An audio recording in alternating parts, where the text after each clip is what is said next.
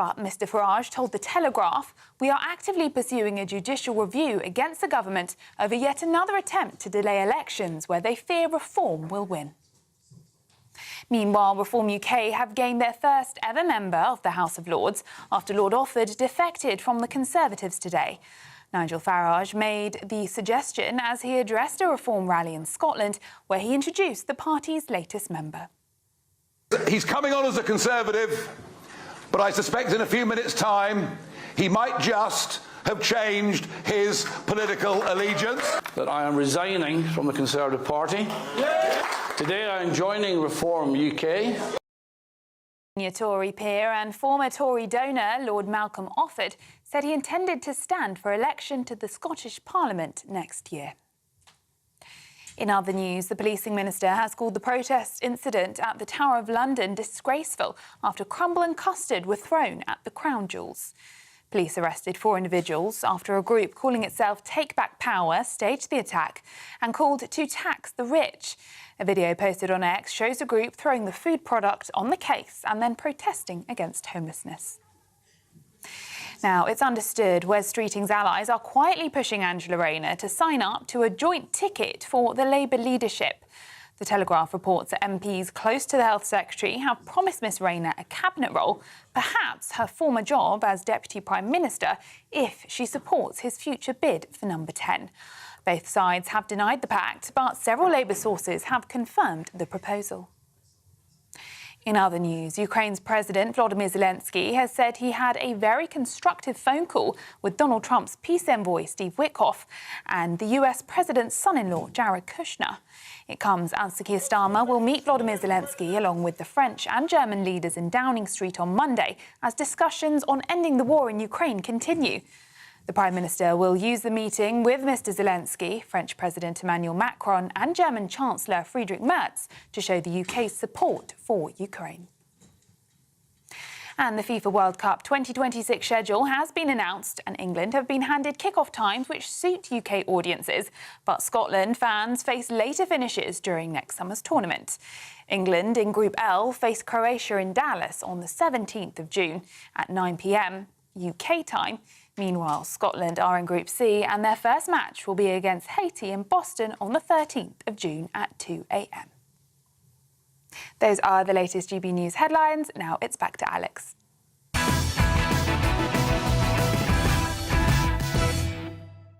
Welcome to the show, everybody. Well, I think Keir Starmer is an utterly delusional gaslighter.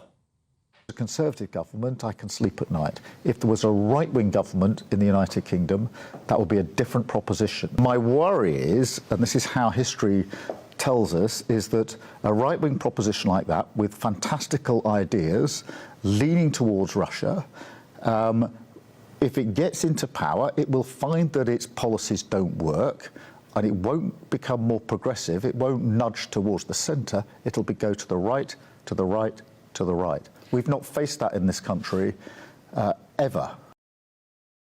What?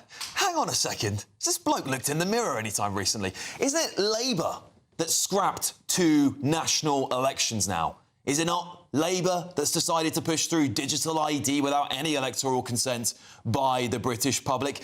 Isn't it Labour that's scrapping jury trials, joining Nazi Germany, Stalin's Russia, Mussolini's fascist Italy and Mao Zedong's communist China? Let's begin. Firstly, their economics is pure fantasy. They've just got billions and billions of pounds that they say they will either spend or save without any plans to do so.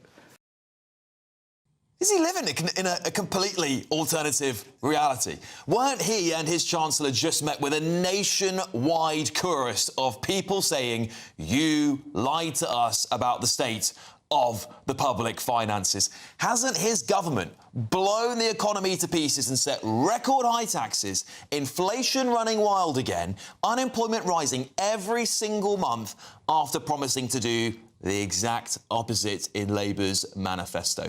Is that not what Labour have done so far? Is it not Labour that targeted the vulnerable with tax and energy policies, leaving pensioners freezing and the people that feed us, our great farmers, with an uncertain future? They do not want to live in the tolerant, diverse country that we are. I'm proud that we're a diverse, tolerant, compassionate, live and let live country, and I want to represent all parts of that. Ah, yes, our diverse and tolerant country under the Labour Party. How could I forget? How could I forget? A country that now locks people up for hurty words on social media. A country that now gives free rein to anti-Semitic hate marches up and down the country. A country that now allows screams of jihad and intifada on the streets, while Jewish football fans are banned from games in Britain on their watch. I don't know about all of you at home, but I'm completely fed up with feeling gaslit and lied to by the people sitting in Downing Street who are meant to, at the bare minimum, tell us the truth, even if we don't like to hear what they have to say. But the sheer gall of this Prime Minister to claim other political parties are a threat to this country, when actually, in my opinion, this is the most dangerous, Orwellian, incompetent and divisive government in British history. Well, let's get the thoughts of my panel on this tonight. Former Scotland Yard detective Peter Bleksley, commissioning editor at The Spectator Lara Brown, and former Labour advisor Matthew Larzer. Right, well, Peter, I'll start with you. I saw this interview the Prime Minister had done with The Economist, and my jaw just hit the desk. I was like, what am I watching a man who isn't even living the same world as me? Because everything he's saying is so bad about a man who's never been in government, Nigel Farage, and the Reform Party that's a new party. His government have already done all those terrible things, in my opinion. I think we might have agreement on the panel on one point, OK, and probably one point only this evening, and that is that the government's job is to serve the people.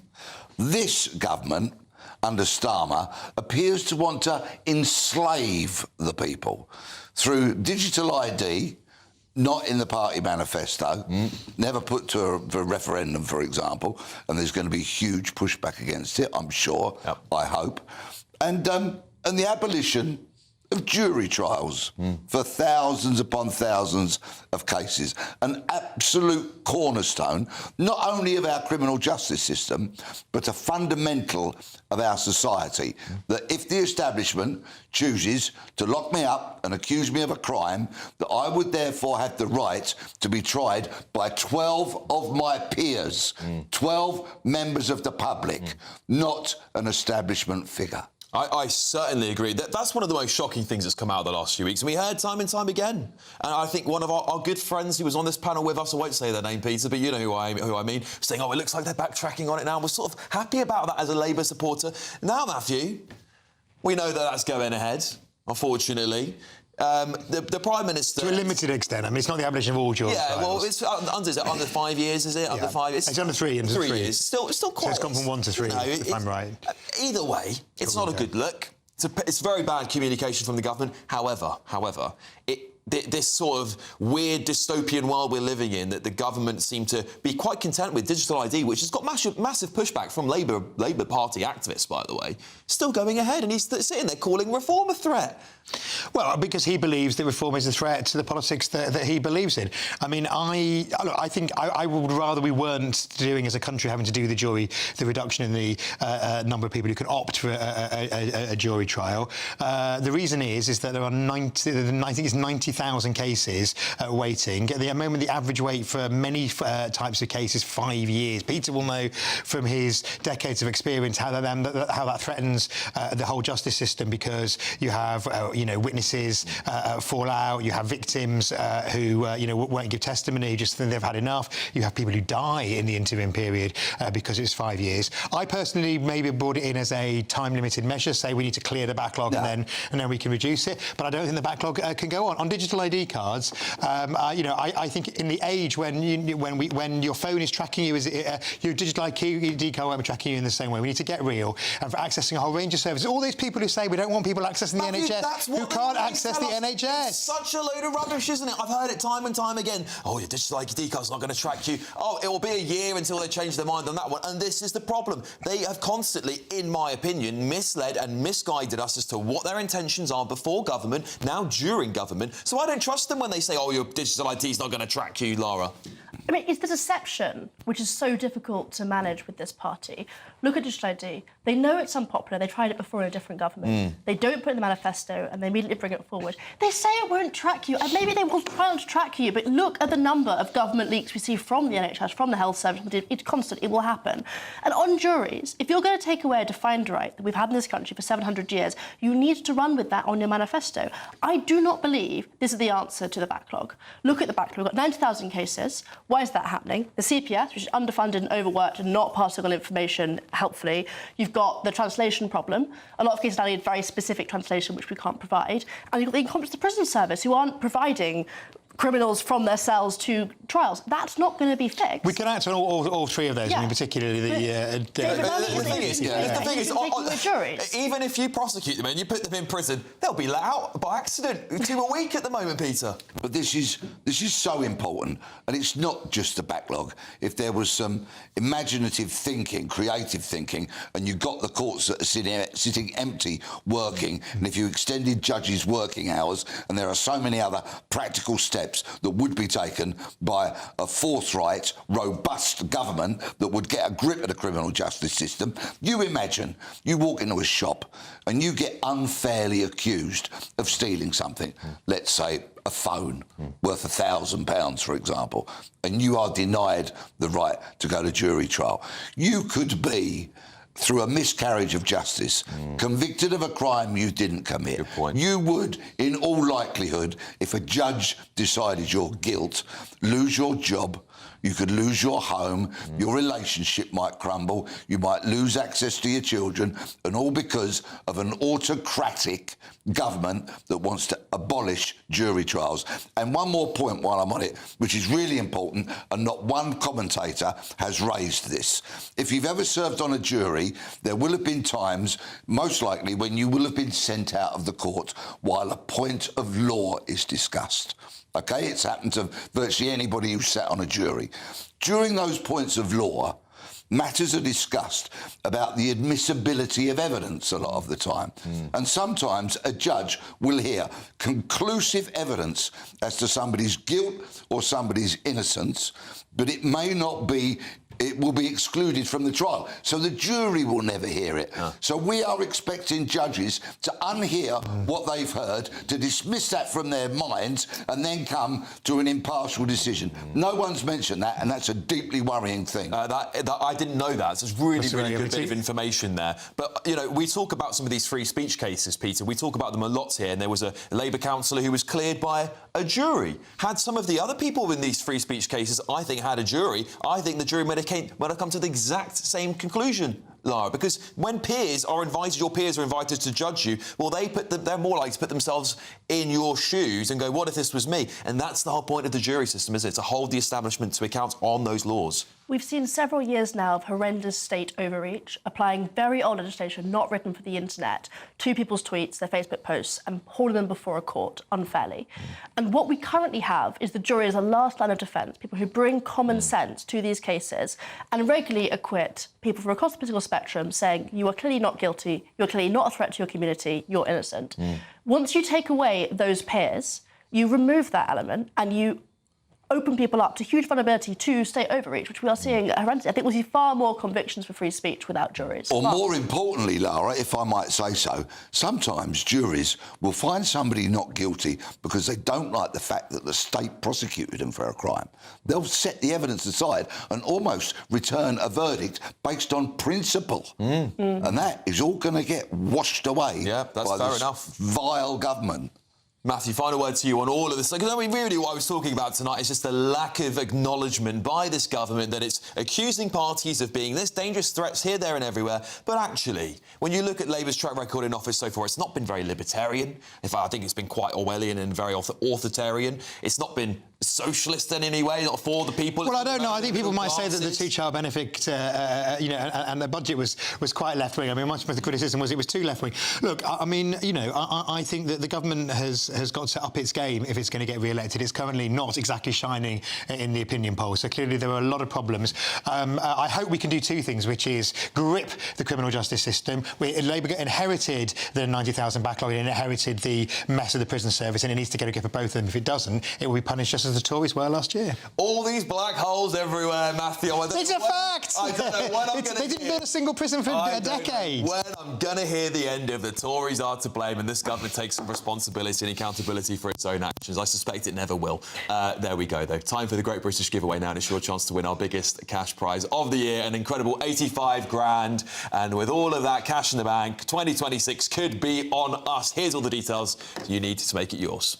We want to make the new year your best year yet, with a chance to win our greatest cash prize to date. A simply stunning £85,000 in tax-free cash could be yours. Cash to splash on anything you can dream of. Treat the family to that bucket list holiday you've always fancied. Get your dream car you've always wanted. Or just relax, safe in the knowledge that the coming year is on us. £85,000 is the biggest cash prize we've ever given away. It's totally tax-free, which means that every single penny of it will be yours. For another chance to win £85,000 cash, text cash to 63225. One entry costs £2.50 plus one standard network rate message. Or text bonus to 63225. 5 entries cost £5 plus one standard network rate message. Go to gbnews.com/win. Entries start at £2.50. Call 0903 686 3232. Calls cost £2.50 plus your network access charge. Or post your name and number to GB18 PO Box 8690 Derby DE1 9TT. UK only. Entrants must be 18 or over. Lines close at 4 p.m. on the 30th of January. The winner may be contacted live on GB News, week commencing the 9th of February 2026. Please check the closing time if listening or watching on demand. Good luck.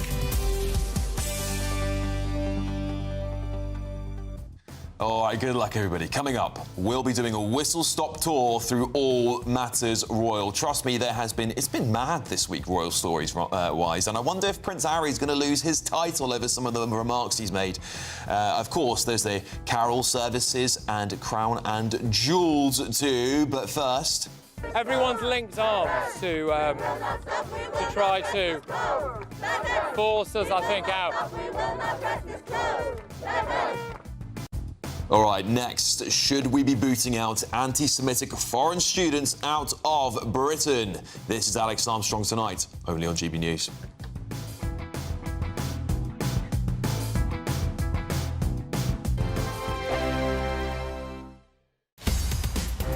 In the GB newsroom, we bring you the news as it happens. With our team of dedicated journalists across the UK, we're ready to keep you up to date with what's happening every half an hour, every single day. Bulletins here on GB News, the People's Channel, Britain's news channel. From the school run to the home run, watch a new show for all of Britain. So he can say whatever he wants. A straight-talking show where all voices are heard. And, you know, when are we going to stop talking about smashing the gangs and actually do it? With the stories that matter from every part of our country. There's a bit of a crash landing there for your Chancellor. Bold, fearless and standing up for you. That's me, Martin Daubney, 3 p.m. till 6 p.m, weekdays, here only on GB News. The People's Channel, Britain's news channel. Westminster's full of talk, but out here, it's the real world. Am I allowed to talk now? No, that's it. This is where it matters, real people and real lives. That's what politics is all about. The fact has Trump made a good start? No. Straight answers, no spin, and just a couple of pints. How many fingers have I got up? About 10. So join me for Lee Anderson's Real World every Friday at 7 p.m, only on GB News. The People's Channel, Britain's news channel.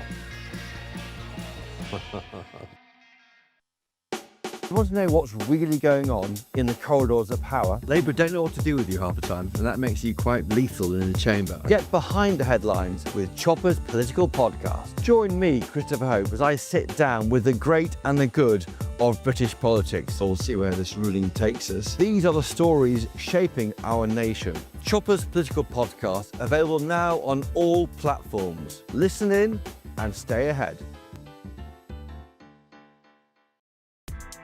Join me, Nana Akweer, for an informative, interactive news programme with a difference. It's fun. No, he didn't say that, Dave. I'm so surprised. I think there's an element of truth to that. Join me from 3 p.m. every weekend, only on GB News, Britain's news channel. Mornings don't have to be tiresome, especially if you have the right company. Wake up to news as it happens, opinion and debate, and of course, a little bit of entertainment too. Because when the kettle's on, we're on. That's Breakfast on GB News, a show worth waking up for. Every morning from 6 a.m. Only on the People's Channel, Britain's news channel. We'll spread the news, you spread the word. Britain was once the envy of the world. But look around. A nation that no longer knows what it is or where it's going. A country that's broken. How do we fix Britain? How do we bring it back? Friday night with Matt Goodwin at 8 p.m. Only on GB News.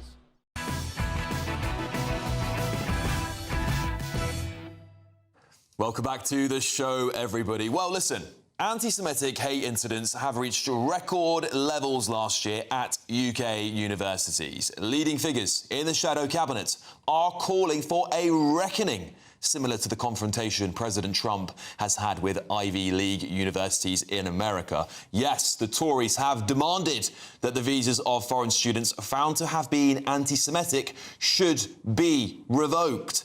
Is it time for our own, very own, Trump-style clampdown on campus anti-Semitism? Well, to discuss this, I'm now joined by Director for the Israel Solidarity Movement, Keith Fraser, and Director of Foreign Affairs, Pickthall House, Fayez Ahmed. Thank you both very much for joining me this evening. Keith, I'll start with you. Anti-Semitism is rising rapid rates in the UK, particularly since the start of the war, of course. Should we be boosting out anti-Semitic students from the United Kingdom? Well, you'd have a big job doing so. Look, the foreign students who come in and study in this country bring in billions to the British economy. They keep these universities afloat. So there's no way they're going to be kicked out. And you look at the droves of fanatical, lunatic students who've been at universities and who've been spouting hate. You've had people like Jihadi John, the Bashar al-Assad, Muammar Gaddafi's son, who studied in British universities. The list is endless. It's not going to happen. The biggest problem that the UK needs to deal with is anti-Semitism as a whole. And that, unfortunately, is coming from vast swathes of the Muslim community and the far left. We need to deal with that because Jews are feeling unsafe on campus as a whole because of outrageous anti-Semitic tropes, anti-Israel tropes. And unfortunately, Jewish people are yet again being made a scapegoat. And the country needs to get onto this without delay, because I tell you what, the far left, even the Muslim community, they're backing the wrong horse. Because at the end of the day, even if you're anti-Israel, 1 out of 7 UK prescription medicines is made in Israel. Israel has been involved in cybersecurity, in numerous medical breakthroughs, water recycling, mobile phone technology that all these haters tend to want to use. So you're backing the wrong horse. And unfortunately, if the government doesn't get a hang of it and starts to deal properly with the problem as a whole within the Islamic community and the far left, the country is heading for a downfall as a whole. I promise you that. OK, Fayez, I'll pass that straight over to you. What do you make of Keith's thoughts there? Well, I think it's a bit of a distraction from the topic that we're here to discuss, which is the specific question of anti-Semitism on campuses and whether that should lead to deportations. I think it's important to understand what is the status quo. If you are an international student and you are found to have committed a crime, you will be prosecuted, and that may lead to your visa being revoked and you being deported. Now, the question is, should anti-Semitism be enshrined as a crime in British law specifically? And the question is, well, it depends what you mean by anti-Semitism. If you mean clear incitement to violence against Jewish people, that is already a crime under British law. If you mean offensive speech, that is not a crime, and nor should it be a crime. OK, Keith? Well, let me give you a few pointers about the organisation that your other guest is part of. They have obviously mentioned Israel, the nation state, the ancestral nation state of the Jewish people many, many, many, many times, condemn Israel, etc.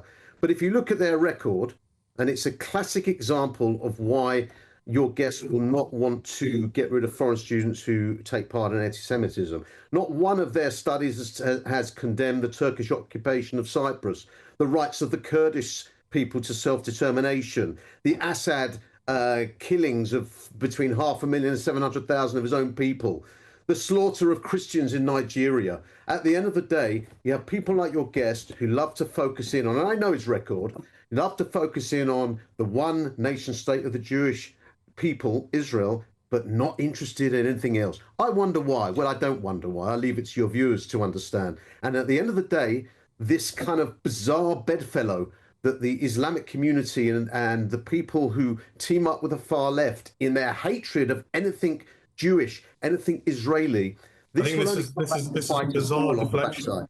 It's a bizarre deflection, and I resent the accusation, the dog whistle there, that purely as a result of being Muslim, I'm anti-Israel. Our organization is not a left-leaning think tank. In fact, we're a right-leaning think tank, if anything. We're committed to advancing Britain's interests. The reason that we have focused on Israel on our foreign policy reporting is precisely because Britain has a strategic relationship with Israel that has not benefited Britain over the last 2 years. We have been implicated as a result of our relationship with Israel in what most people, most impartial observers would agree are serious breaches of international humanitarian law.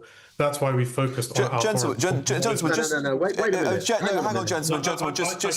I should be offered a right of reply. Yeah, I appreciate that, Fayez. I wanted to actually bring the debate back to the topic we're talking about, which is quite an important topic, given that it is happening in the United States of America. It is happening. Trump is deporting people on the basis of anti-Semitism on campuses in America. And the Conservative Party, which could be in government for all we know in the next election, are calling for this to happen in the UK. So I do want to hear from both of you the pros and cons of doing that. The pros are definitely show an example. You have to deal with anti-Semitism. It is pervasive in society. Jewish students do not feel safe going to their classes due to the numerous attacks they've had over the last few years. But your gentleman talks, we focus on Israel because of this, Y, and Z. But you don't focus on all the crimes going on around the world, the Turkish occupation of Cyprus, the rights of the Kurdish people, the slaughtering of Christians by Muslims in Nigeria. We have a paper on Turkey coming out. And I ask you one question. Your silence is reflective of this typical anti-Semitism that's taking place and is a hotbed in universities. You and your organisation are a beautiful reflection of that. Okay, I'll give it over to you, Fayez. My organisation. This is the first time I've even appeared publicly. So how could you possibly know anything about my opinions or my organisation? We do a wide variety of reporting. Let's bring the conversation back to what we were actually invited on here to discuss, not trying to advance our political opinions and use this as a platform to do so. We're invited on to discuss a particular subject, so let's do that. As I mentioned earlier, the repercussions for anti-Semitism should be no different for foreign students as they are for British nationals. If you are implicated in a crime to commit violence, harassment, bullying of Jewish people, you should be prosecuted. And there are already existing legal mechanisms for people who are implicated in such crimes to be deported and have their visas revoked. Okay. But that should not be extended to simply saying something negative about the state of Israel. Keith, final word to you on this one. Well, I appreciate your guest's agreement that these people should be dealt with, but it's interesting how the singling out of the state of Israel is okay. Because when you single out someone and you bully one person or one country, as you do and your organization does, typical of the universities. Yes, you do. You've just said it yourself. You focus on Israel. You've never focused on any of like I could give you a list of 100 cases you haven't dealt with. All right, gents. Unfortunately, we've run out of time. I'm going to have to leave it there. Thank you both very much for joining me this evening, Keith Fraser and Fayez Ahmed. Thank you very much. Coming up, Israel are in, 4 countries are out. We'll discuss the future for Eurovision. Is it all over for Eurovision? Maybe we'll even win this year with a lack of people participating, it looks like.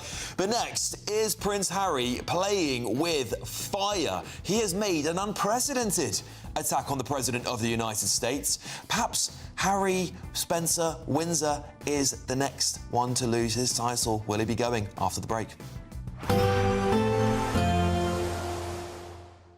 Can't wait to get in that sea. Lovely and warm. Just like the feeling of having great travel insurance. All Clear Travel Insurance sponsors GB News Travel Destinations Forecast. Storm Byron is bringing further heavy, thundery rain to eastern parts of the Mediterranean through the next few days. There's also a bit of rain pushing into parts of Portugal, western Spain. A few outbreaks of rain across the southern parts of Italy tomorrow and affecting Sicily as well. Meanwhile, it's in the east of the Mediterranean where we're seeing Storm Byron bringing heavy, thundery downpours. Those rainfall totals continuing to build up for a little while yet, so some disruption is likely. All Clear Travel Insurance sponsors GB News Travel Destinations Forecast. Good evening and welcome to your latest GB News weather update from the Met Office. As we move into Sunday, we do have further rain on the way, spreading northeastwards across the UK, but bringing with it some mild southwesterly winds. And here it is on the pressure sequence. So low pressure in charge, this frontal system bringing the rain northwards as we go through the day on Sunday. And the ice bars once again squeezing together, particularly in the south. So showers will gradually die away for some of us through the course of this evening, but they will continue across the northern Isles of Scotland. Otherwise, some clearer spells developing for many, but later in the night it starts to turn cloudier and breezier across the southwest. Temperatures start to rise as well, 10 to 12 degrees by the end of the night, and there will be some outbreaks of rain arriving for many of us by the time we get to the morning. Further north, though, it should be a largely dry night and a bright start to the day on Sunday, even with some sunshine across parts of Scotland. But it will be quite chilly. There could even be some patchy frost in the glens first thing. We'll run into the cloud and the rain across parts of Northern Ireland, and that rain will be steadily turning heavier through the morning, a rainfall warning coming into effect at 8 a.m. Quite a damp start to the day across more southern counties of England and across Wales too, and that rain is only going to get heavier as we go through the course of the morning. It will start to turn breezier too, and the rain will continue to spread its way northeastwards across the UK as we go through the day on Sunday. The rain generally always heaviest towards the northwest, especially Northern Ireland, where there could be some surface water on the roads, and then reaching parts of Scotland through the afternoon. Staying fairly cool across the north of Scotland, but mostly dry until after dark, and perhaps brightening up in the far southwest later in the day. For Monday, it's looking like a brighter day for most of us. We'll all see some sunny spells at times. There'll be a scattering of showers here and there, particularly in the north and the west. Some of those heavy with the chance of thunder, and perhaps turning cloudier in the south later in the day. And that's ahead of what could potentially be quite a spell of very strong winds and even stormy conditions for some parts of the UK as we move into Tuesday. In the GB Newsroom, we bring you the news as it happens. With our team of dedicated journalists across the UK, we're ready to keep you up to date with what's happening every half an hour, every single day. Bulletins here on GB News, the People's Channel, Britain's news channel. Join me, Nana Okoye, for an informative, interactive news programme with a difference. It's fun. No, he didn't say that, Dave. I'm so surprised. I think there's an element of truth to that. Join me from 3 p.m. every weekend, only on GB News, Britain's news channel. Britain was once the envy of the world. But look around. A nation that no longer knows what it is or where it's going. A country that's broken. How do we fix Britain? How do we bring it back? Friday night with Matt Goodwin at 8 p.m. only on GB News.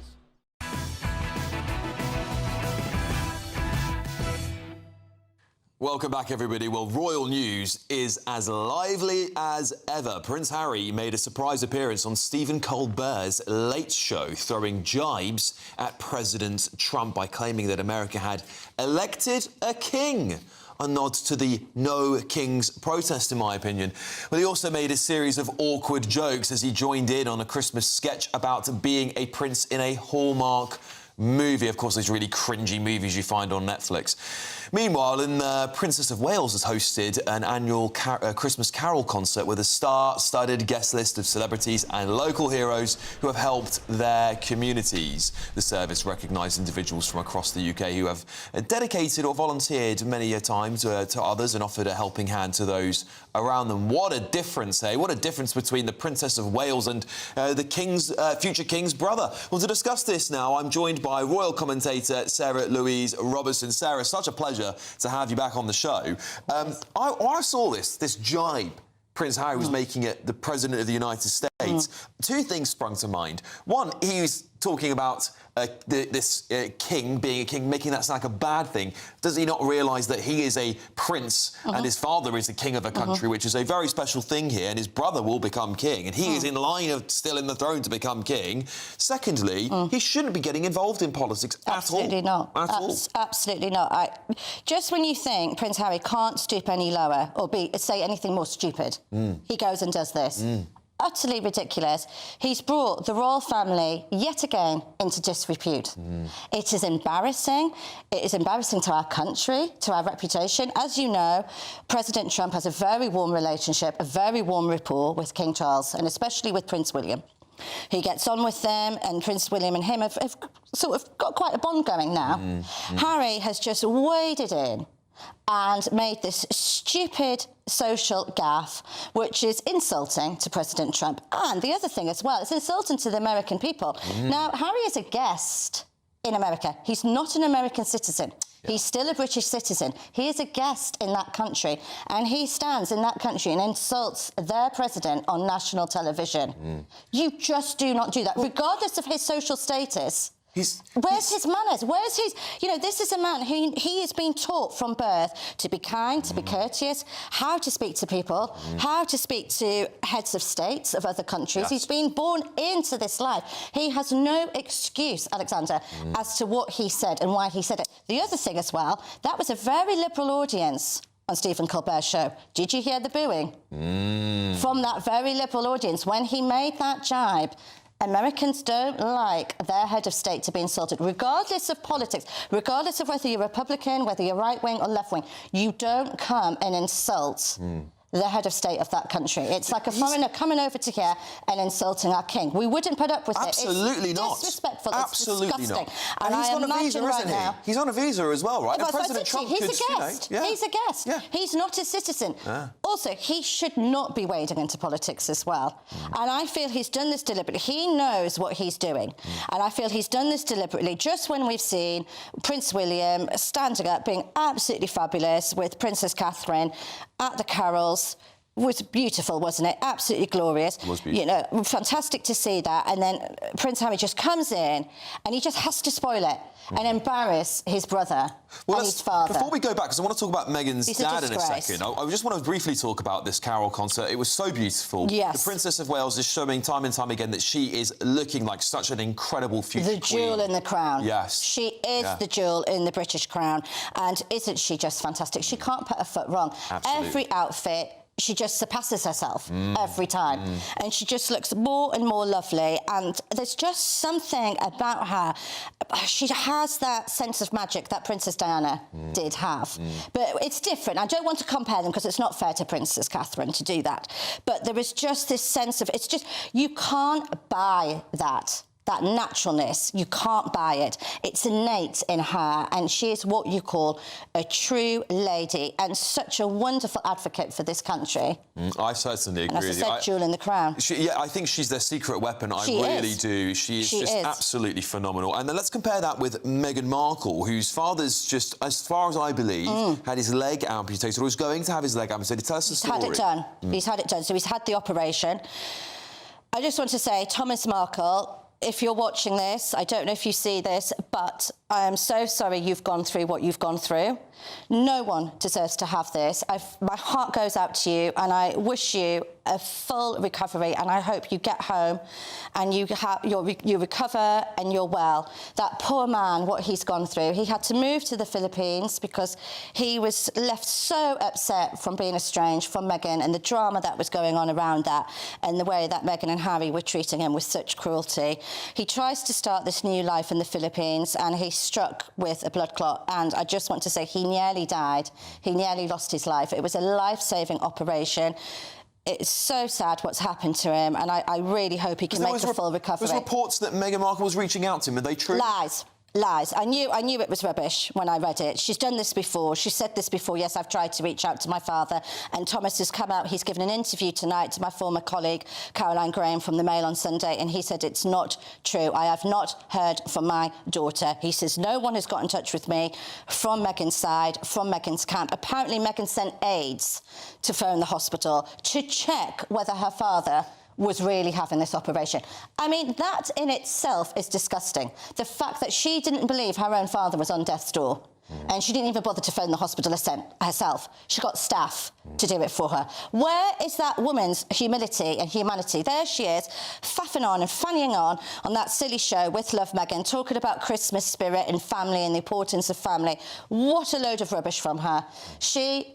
It's just cruel. It's absolutely cruel. And she hasn't contacted him. Thomas Markle has given an interview tonight, an exclusive interview from his hospital bed, and he has pleaded, Meghan, please come and see me one more time before I die. He knows he's not got long for this world. I'm sorry to say it. And you just think she would get on a plane, all that money, all these friends, Oprah, all these so-called Hollywood friends of hers with their private jets. She could ring one of them up and say, I need to get to the Philippines to see my dad, and take those children with her. She was quick enough to gallivant off to Paris, to go to a catwalk, to watch some silly designer friend of hers, you know, and be there on the front row. Why can't she get on a plane to the Philippines and go and make peace with her father? Well, Sarah, this is the time of year for forgiveness, and I hope that she does pull it out of the bag, because I think this is very, very sad. If she does that, you know, I will say, Meghan, hats off to you. Well done. Yeah. Show some humility and humanity and some Christian spirit. Absolutely. Sarah Louise Robertson, thank you so much for joining me as ever. And coming up at 10 o'clock, I'll be looking at a brewing scandal where a small boat migrant found himself in the Question Time audience. What on earth was going on there? But next, we're looking at the countries objecting to Israel's inclusion in Europe's most famous song contest. I'm Michelle Dewberry. This is Jubes & Co. with you. Hello everyone, Patrick Christie is here. GB News, Britain's news channel. Access the stories that matter to you. Take the GB News family with you on any device. And as long as you have an internet connection. Tune in to GB News, anywhere on the planet or beyond. GB News, the People's Channel, Britain's news channel. From the school run to the home run, watch a new show for all of Britain. He can say whatever he wants. A straight talking show where all voices are heard.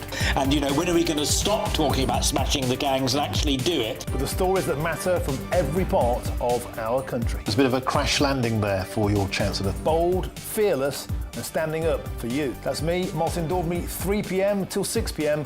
weekdays, here only on GB News. The People's Channel, Britain's news channel. Westminster's full of talk, but out here, it's the real world. Am I allowed to talk now? No, that's it. This is where it matters, real people and real lives. That's what politics is all about. The fact has Trump made a good start? No. Straight answers, no spin, and just a couple of pints. How many fingers have I got up? About 10. So join me for Lee Anderson's Real World every Friday at 7 p.m. only on GB News. The People's Channel, Britain's news channel.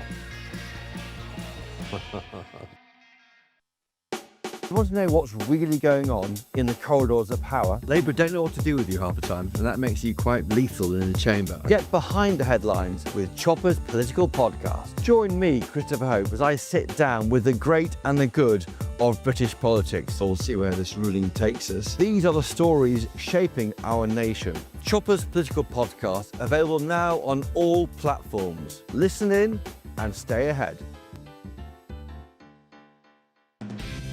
Decisions made in Washington aren't just shaping America, they're shaping Britain too. From migration to global security, from crime to health. Whatever happens in the White House today will be felt in your town or city tomorrow. That's why The Late Show is live from Washington, D.C. Cutting through the politics to show you what it all means for Britain. The Late Show live every night at midnight. Only on GB News, Britain's news channel.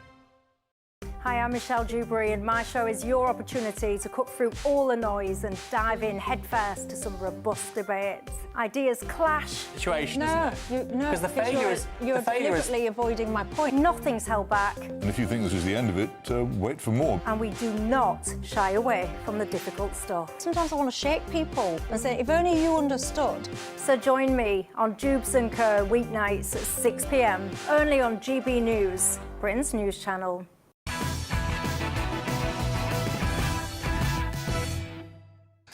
Well. So it's Israel in, 4 countries out. At a secret ballot in Geneva last Thursday, Israel's place at Eurovision this year was confirmed. Predictably, this result caused much outrage, and a familiar group of nations protested. Spain, Ireland, Slovenia and the Netherlands have all said that they will no longer compete, mainly out of objection to Israel's war in Gaza. But with the ceasefire agreed and the war pretty much stopped, isn't it time for nations to put the politics aside and let the music speak for itself? Well, we're now joined by journalist Angela Epstein. Angela, thank you very much for joining me this evening. You know, this Eurovision stuff, many people will go, I don't care. Many people will say, I don't watch Eurovision, it has nothing to do with me. However, it can be quite difficult if you're a citizen. Perhaps, I don't know, you're living somewhere abroad, or you're Israeli that lives in Spain or perhaps in the Netherlands, and you see that these countries are actively boycotting your nation home's country from participating in a competition that should be uniting people. Well, good evening. When you boycott an entire country from a cultural event, you're basically saying it's okay to ostracize a group of people because of their identity, their national identity. And that plays to the old anti-Semitic trope that it's okay to exclude Jews because it's a Jewish state. I don't care whatever people say, it's inherently a Jewish state. It's okay to exclude a group of people because of who they are.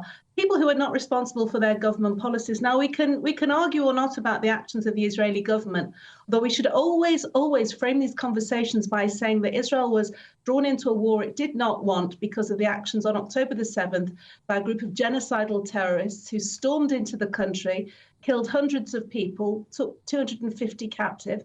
We know from the harrowing testimony of the hostages that have been released what happened to them in Gaza. You know, if Hamas had laid down their arms and returned the hostages, this would have never happened. And as you rightly say, now that all but I think the remains of one final hostage, we're supposed to be in ceasefire territory, although there are still revolutionaries in Gaza who are fighting. Why can't we build bridges? You know, the Eurovision was set up in 1956 as a way to build cultural bridges between different countries. It's supposed to be apolitical. The very fact that Israel last year fielded an entrant who had survived the Nova Music Festival, a music festival which brought together people in a spirit of peace and enjoying music, an apolitical festival where hundreds of young people were slaughtered and subjected to grotesque actions by Hamas. And that was deemed by Slovenia, one of the countries you mentioned, as a political statement when their entrant was there just singing an anthem of hope. Yeah, this is it, Angela, and I find it all very disappointing, really. And I know I appreciate that people will say Eurovision's always been political. But at the same time, as you've mentioned, this was all about bringing people together. It was set up after the war, wasn't it, to bring everyone together around a table. Do you have any hope that some of these countries might reverse course before... We've got a little while to go. It's a few months, isn't there? 2 or 3 months before the Eurovision starts. Any hope at all that there might be some reconciliation before then, or is this going to be the case now? I mean, also, is this going to be the case for Israel forever now? Well, the thing is that Israel it doesn't overstate the case to see that Israel has been systematically demonized, ironically, since it suffered the worst attack on a group of Jewish people since the Holocaust on October the 7th. How the moral compass has been skewered and the effective propagandizing of Israel. and the demonising of Israel has led to situations like this. Now, we know places like Ireland have become hostile to they've got a relatively small Jewish community. Yeah. We hear reports of that all the time. Other countries, they should look to their own past. You know, the highest number of people that perished in the Holocaust was in the Netherlands. 75% of their Jewish population perished. They should look to their past. They should look where anti-Semitism and the smashing of bridges led in the worst case scenarios, what happened, and think about, as you say, building a future together. It's music. A lot of the time it's dreadful music. It's funny. It's pantomime. It's horseplay. Why are we not able to just see it for what it is? And well done to the countries who are standing firm and seeing that and are not boycotting.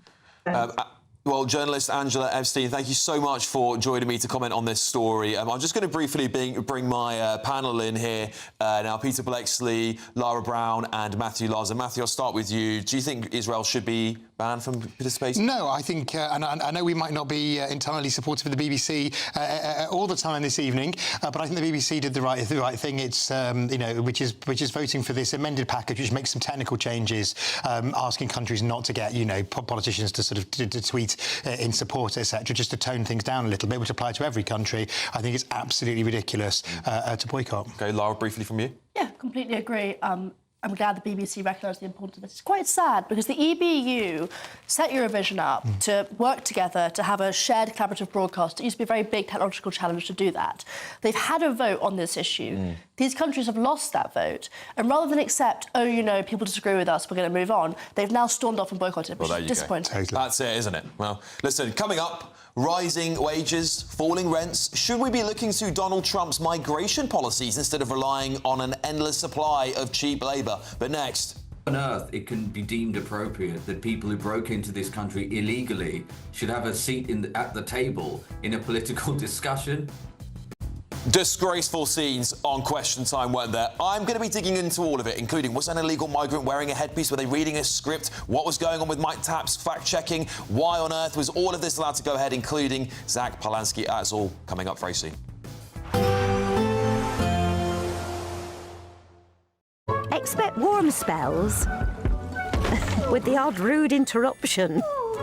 Box Boilers sponsors the weather on GB News.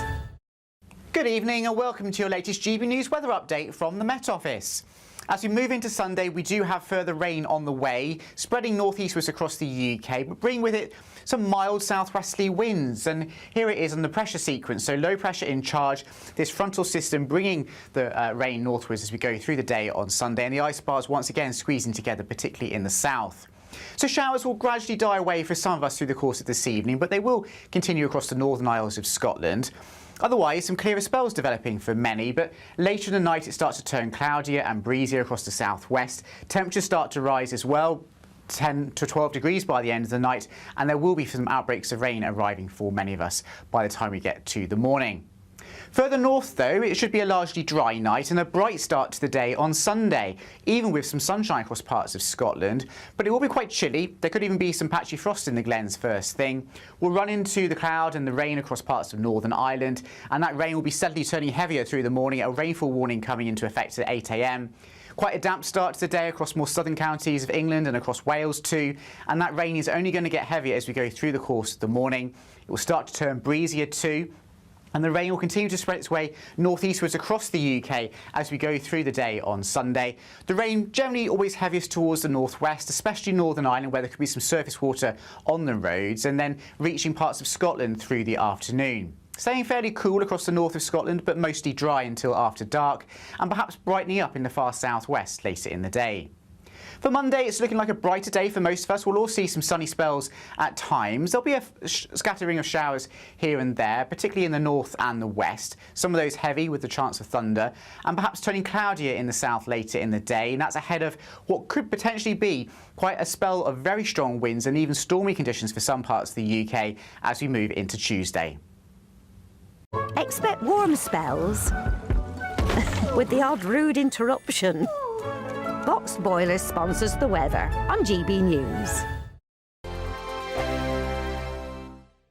We want to make the new year your best year yet, with a chance to win our greatest cash prize to date. A simply stunning £85,000 in tax-free cash could be yours. Treat the family to that bucket list holiday you've always fancied. Get your dream car you've always wanted. Or just relax, safe in the knowledge that the coming year is on us. For another chance to win £85,000 cash, text cash to 63225. One entry costs £2.50 plus one standard network rate message. Or text bonus to 63225. 5 entries cost £5 plus one standard network rate message. Go to gbnews.com/win. Entries start at £2.50. Call 0903 686 3232. Calls cost £2.50 plus your network access charge. Or post your name and number to GB18 PO Box 8690 Derby DE1 9TT. UK only. Entrance must be 18 or over. Lines close at 4 p.m. on the 30th of January. Please check the closing time if listening or watching on demand. Good luck.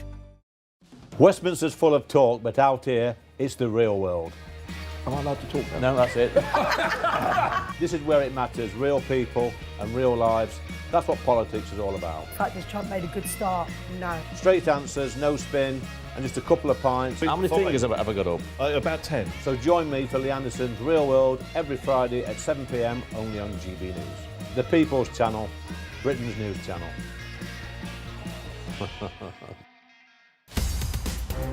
In the GB newsroom, we bring you the news as it happens. With our team of dedicated journalists across the UK, we're ready to keep you up to date with what's happening every half an hour, every single day. Bulletins here on GB News, the People's Channel, Britain's news channel.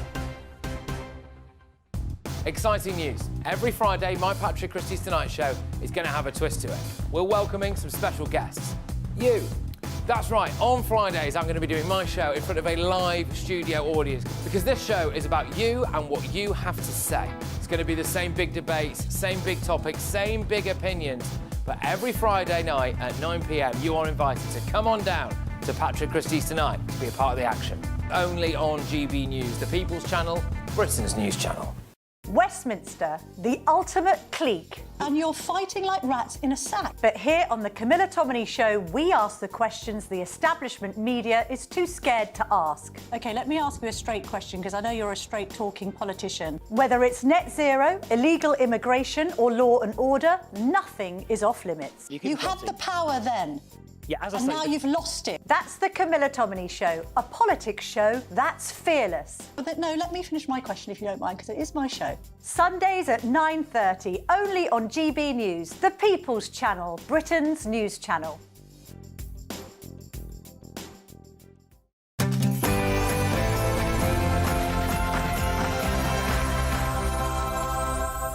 It is 10 o'clock. I'm Alex Armstrong. Tonight, on earth it can be deemed appropriate that people who broke into this country illegally should have a seat at the table in a political discussion?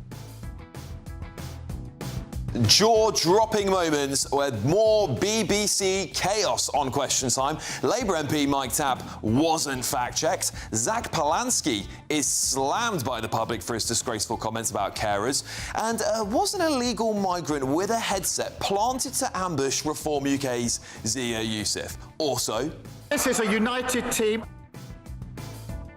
A united team. I think you are utterly delusional, Prime Minister, as he's, of course, branded Reform UK a social and economic threat to Britain. But as the man, the Prime Minister, managed to take a look in the mirror recently at his own policies. Also, it's time to end the failed experiment of open borders. You have to end it now.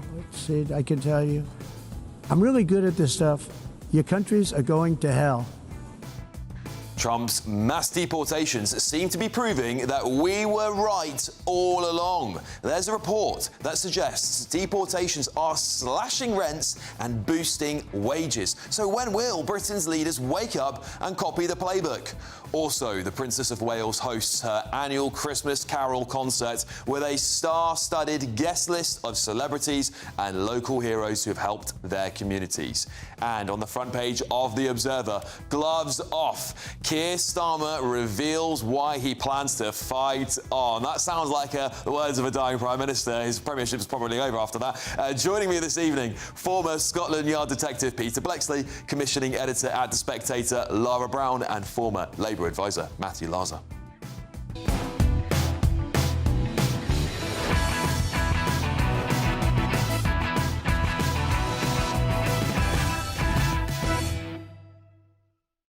Another massive hour coming up, and trust me, your Saturday night is just getting started, including a first look hot off the press at tomorrow's front pages. But first, let's get your news with Sophia Wensler.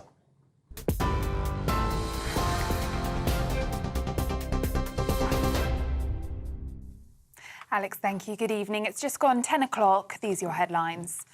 Nigel Farage will reportedly launch a legal challenge over the government's decision to delay May's mayoral elections, according to The Telegraph. It comes after an announcement that more than 5 million people across the south and east of England will be denied a vote in their areas as a result of the move.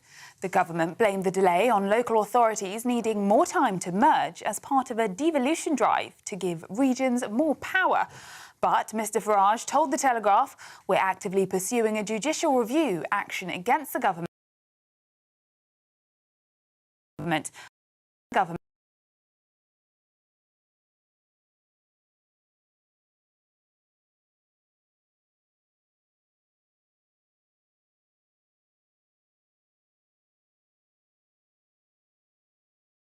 Member. He's coming on as a Conservative, but I suspect in a few minutes' time he might just have changed his political allegiance. That I am resigning from the Conservative Party. Today I am joining Reform UK. Senior Tory peer and former Tory donor, Lord Malcolm Offord, said he intended to stand for election to the Scottish Parliament next year. In other news, Ukraine's President Volodymyr Zelensky has said he had a very constructive phone call with Donald Trump's peace envoy, Steve Witkoff, and the US President's son-in-law, Jared Kushner. It comes as Sir Keir Starmer will meet Volodymyr Zelensky along with the French and German leaders in Downing Street on Monday as discussions on ending the war in Ukraine continue. The Prime Minister will use the meeting with Zelensky, French President Emmanuel Macron and German Chancellor Friedrich Merz to show the UK's support for Ukraine. Elsewhere, the policing minister has called the protest incident at the Tower of London disgraceful after crumble and custard were thrown at the crown jewels. Police arrested 4 individuals after a group calling itself Take Back Power staged the attack and called to tax the rich. A video posted on X showed the group throwing the food product at the case and then protesting against homelessness. Now, at least 11 people have been killed, including a 3-year-old boy, in a shooting in an illegal bar in South Africa. Another 14 people were wounded during the incident in the tavern known locally as a Sheben in the early hours of this morning in the Solsville township. A manhunt has been launched for 3 suspects who were not identified. And the FIFA World Cup 2026 schedule has been announced and England have been handed kick-off times which suit UK audiences. But Scotland fans face later finishes during next summer's tournament. England is in Group L and they face Croatia in Dallas on the 17th of June at 9 p.m. UK time. Meanwhile, Scotland are in Group C and their first match will be against Haiti in Boston on the 13th of June at 2 a.m.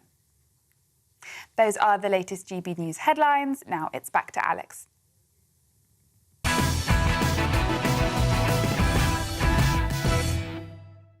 Well, the scenes on BBC Question Time this week were an utterly disgusting farce that has proven all the conspiracy theorists correct.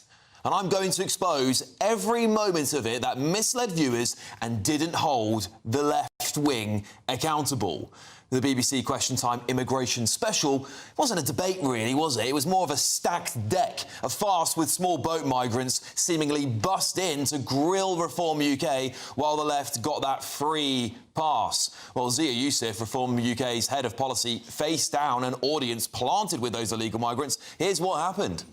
So the man in the white shirt, now I know you came over on a small boat. Am I right about that? Yeah. What's your response to what you're hearing? Because obviously everyone is talking about people like you. Leaving the convention doesn't just affect the migrants in Northern Ireland and damage our security cooperation.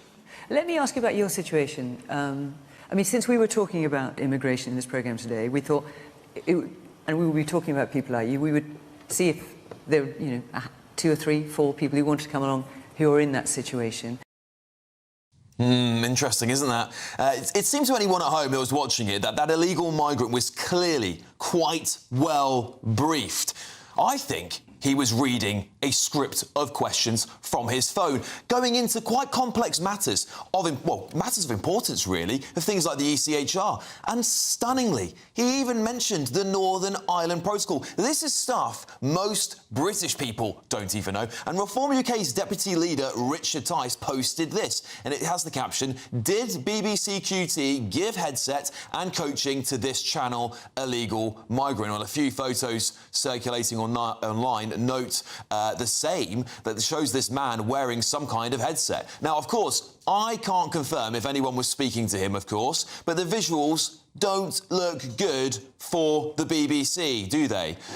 And, what can I say for sure, at least, is especially he was picked by the production team. And then, as clearly Fiona Bruce pointed out, was asked a question directly to Zia Youssef, who was then faced with being asked if he would deport that man sat in front of him there in the studio. It is surreal. Surreal. The bias in this episode doesn't end there, though. Mike Tapp, the Labour MP for Dover and Immigration Minister, I'm sure inadvertently misled the Question Time audience when he claimed the government had deported 50,000 small boat migrants, when the actual number is only around 2,000. Not a peep from Fiona Bruce or the BBC fact-checking him on that one, or even correcting him once.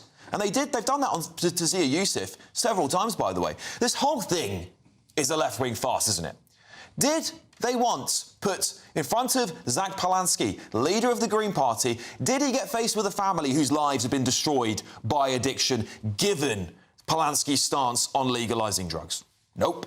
What about the Lib Dem deputy leader being faced down, I don't know, by a family of postmaster who took their life as a result of the post office scandal that the Liberal Democrats oversaw in the last government? What about a Labour MP getting grilled by a business owner whose companies closed due to their abysmal handling of the economy and budget? No. Of course, things like that didn't happen because that wouldn't fit the BBC's agenda, would it? But one moment was quite exposing for that infamous hypnotist and now leader of the Green Party, Zach Polansky. Most people in this audience and watching this at home will have had an experience of a care worker. 1 in 5 care workers are foreign nationals. Now, I don't know about you, but I don't particularly want to wipe someone's bum. And I'm very grateful for the people who do this work, this really important work, whether it's in the care sector, whether it's in the NHS. Did he just indirectly say he thinks he's above the hard-working carers in Britain? Because, you know, when I look at it that way, it seems like a bit like class contempt, doesn't it? Wrapped up in all that silly left-wing rainbow flag virtue signalling nonsense, doesn't it? It's frankly insulting to every carer, British or not, by the way, who busts their back for the dignity of others and those that they care for, their loved ones. My grandmother had MS. My grandfather looked after her. Is he better than him? Huh? I want to know that. Because, Zach, that's not progressive, is it, mate? That's plantation thinking, isn't it? And the audience, unfortunately, sat there and lapped it up. No pushback, by the way, from Fiona Bruce, just awkward silence and nodding. All right, well, let's talk about that disgraceful episode of BBC Question Time. Former Scotland Yard detective Peter Blexley's joining me, commissioning editor at The Spectator, Lara Brown, and former Labour advisor Matthew Lars is here too. Peter, I'll start with you. Jaws were dropping on that episode, weren't they? Across the country. Well, first of all, I'd like to speak to Polansky. I wiped the backside of my late father many, many times when he had dementia and cleaned up all sorts of mess. It's what you do for someone you love. Also, when we couldn't cope and he went to a care home, inevitably, the people that looked after him, those carers, were wonderful. And in a league table, I would rank them above Polansky any day of the week. Likewise with my stepfather, both of them taken by dementia. I've been in a Question Time audience twice, some time ago. And you have to make your political views known. There's a briefing phone call beforehand and you have to fill out a questionnaire. So it's a very easy show for the BBC to manipulate the audience, should they so wish. They have all the data of people that want to go on it. And of course, I don't watch it these days. Firstly, because Fiona Bruce is a lightweight. They should have given the job to Victoria Derbyshire. She's a proper journalist. She'd have held people to account much more rigidly, I think. And secondly, I don't trust the BBC because it's an edited show.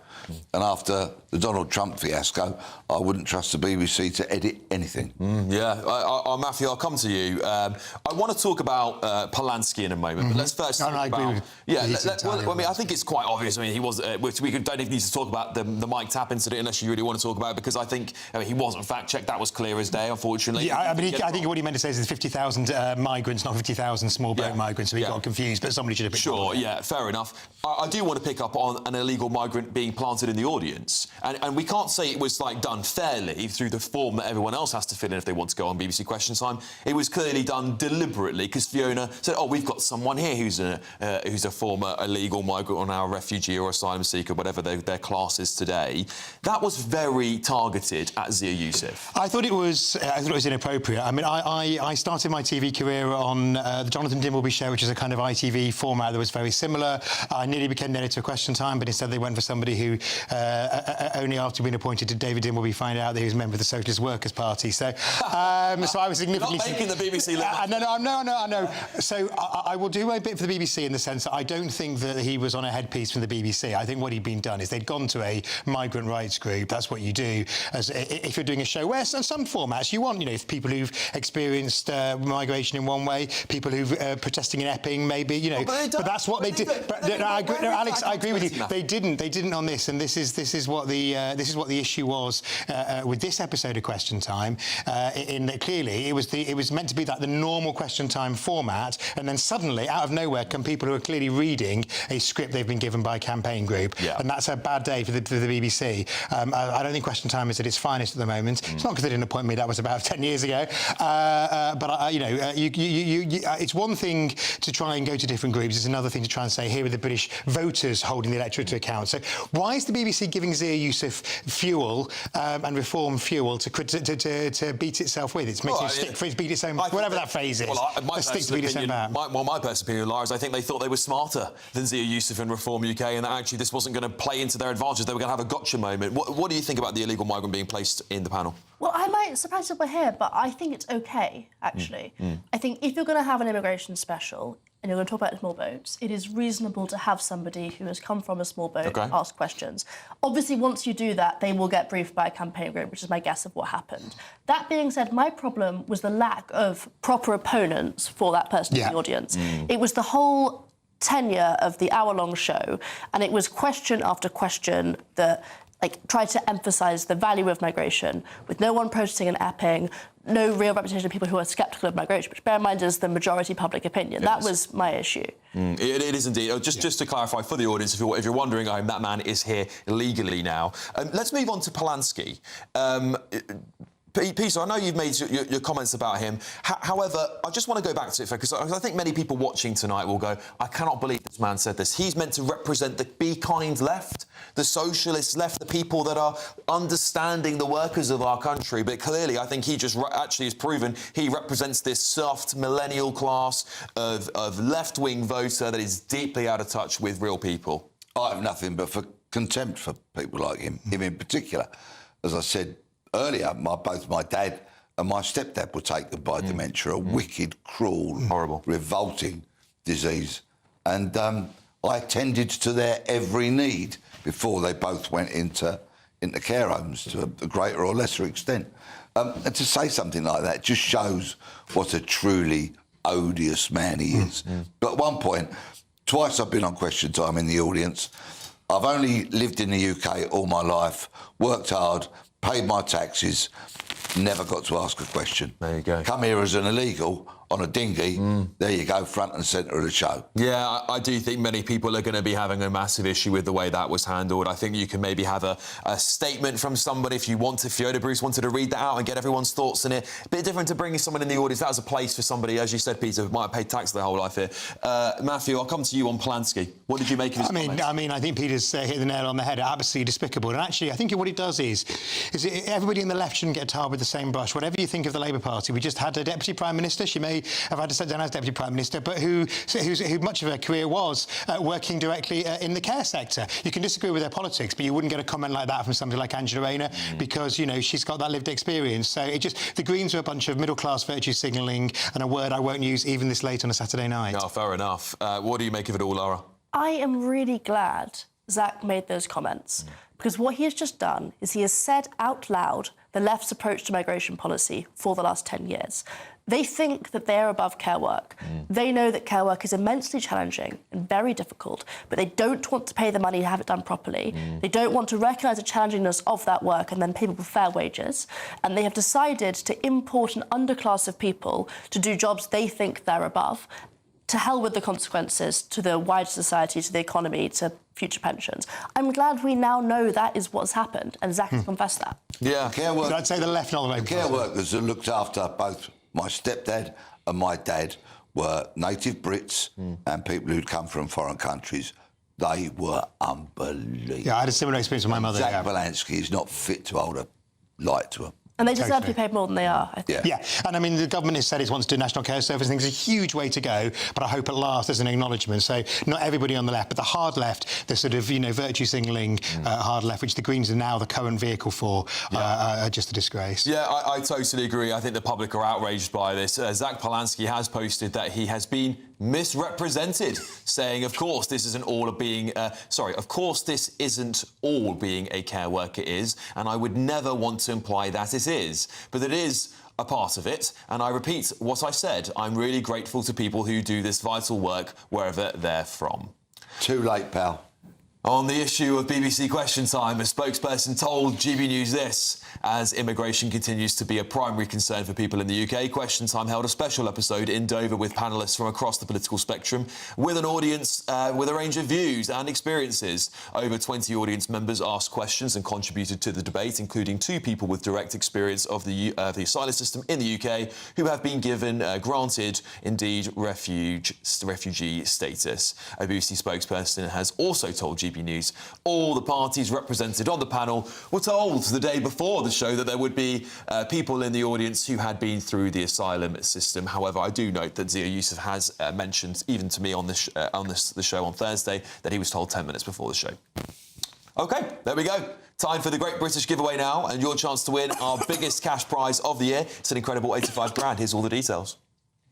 We want to make the new year your best year yet, with a chance to win our greatest cash prize to date. A simply stunning £85,000 in tax-free cash could be yours. Cash to splash on anything you can dream of. Treat the family to that bucket list holiday you've always fancied. Get your dream car you've always wanted. Or just relax, safe in the knowledge that the coming year is on us. £85,000 is the biggest cash prize we've ever given away. It's totally tax-free, which means that every single penny of it will be yours. For another chance to win £85,000 cash, text cash to 63225. One entry costs £2.50 plus one standard network rate message. Or text bonus to 63225. 5 entries cost £5 plus one standard network rate message. Go to gbnews.com/win. Entries start at £2.50. Call 0903 686 3232. Calls cost £2.50 plus your network access charge. Or post your name and number to GB18 PO Box 8690 Derby DE1 9TT. UK only. Entrance must be 18 or over. Lines close at 4 p.m. on the 30th of January. The winner may be contacted live on GB News, week commencing the 9th of February 2026. Please check the closing time if listening or watching on demand. Good luck. Good luck, everybody. Right, coming up. It's time to end the failed experiment of open borders. You have to end it now. See, I can tell you. I'm really good at this stuff. Your countries are going to hell. Well, Donald Trump's mass deportations seem to be proving that we were right all along. That's as a report suggests deportations are slashing rents and boosting wages. When will Britain's leaders wake up and copy the playbook? This is Alex Armstrong tonight, only on GB News.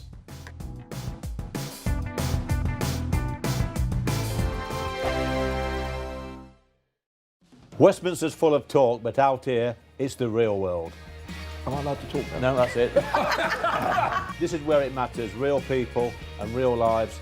That's what politics is all about. The fact has Trump made a good start? No. Straight answers, no spin, and just a couple of pints. How many fingers have I got up? About 10. So join me for Lee Anderson's Real World every Friday at 7 p.m. only on GB News. The People's Channel, Britain's news channel. This is GB News, Britain's news channel. But this is story. It's one of these stories. I love these flags, don't you? Doesn't everybody love our flag? Isn't it a wonderful, bright, brilliant, colourful representation of this wonderful, most of the time, country we live in? Or not? Certainly not in Scarborough, evidently, because a Scarborough businessman says he has been left disgusted after being fined more than £2,300 for erecting England and Union flags in North Yorkshire. William Haylett used his cherry-picking, you can see on your screen there, his cherry-picking vans, which are normally used for high-level property maintenance, to string up flags across the town, along with tying England and Union flags to lampposts across Filey and Whitby. Sounds great to me. Or is it? We've seen this pretty much all summer, haven't we, where councils have taken down flags. These flags, these lovely, bright, colourful ones, but many councils have left flags of other countries up, in particular the Palestine one. You know, our town's just been down and depressed for, a couple of years now, and it's upsetting to see, local people, struggling and all that lot, and just down and depressed. What reaction have you got from the local community, from people living where you've been putting your flags up? Oh, it's just absolutely, everyone's they're just giving up, do you know what I mean? Seriously giving up. And what it is, I've got to root, I've been out every night, digging deep into root at community, and it's just like we've been failed through every system going, and now we've just had enough, man, do you know what I mean? It's upsetting, it makes me, makes me really upset. GB News, the People's Channel. You want to know what's really going on in the corridors of power? Labour don't know what to do with you half the time, and that makes you quite lethal in the chamber. Get behind the headlines with Chopper's political podcast. Join me, Christopher Hope, as I sit down with the great and the good of British politics. We'll see where this ruling takes us. These are the stories shaping our nation. Chopper's political podcast, available now on all platforms. Listen in and stay ahead.